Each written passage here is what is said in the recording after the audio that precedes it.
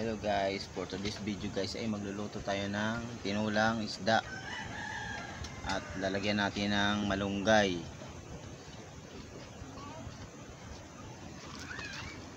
Yan po, dinikdik na luya, tapos sibuyas na hinayat, hiniwa, at saka malunggay, isda. Yan po guys. Ngayon po ay lalagyan na natin ng rekado, yung pinakulong tubig natin. Luya,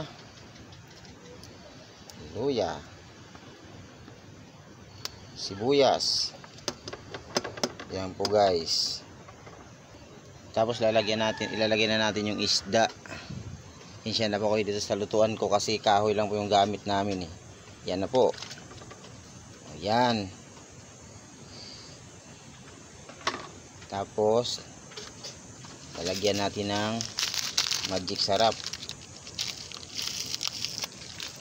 Yan po. Tak tak tak, konti lang po kasi bawal ako sa maraming ang magic.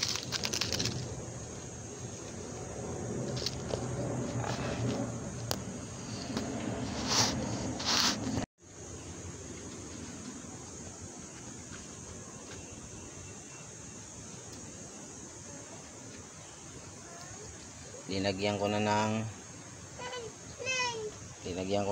ng isda. Linagay ko na rin yung asin. Okay na. Hintayin ko na lang kumulo.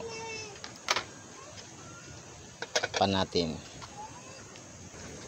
Ihuhuli natin yung malunggay para hindi siya malata. So guys, hanggang dito lang muna yung video ko kasi update ko na lang yung pagluto na, kainan na. Pagkainan na, update na lang po kayo. Salamat po.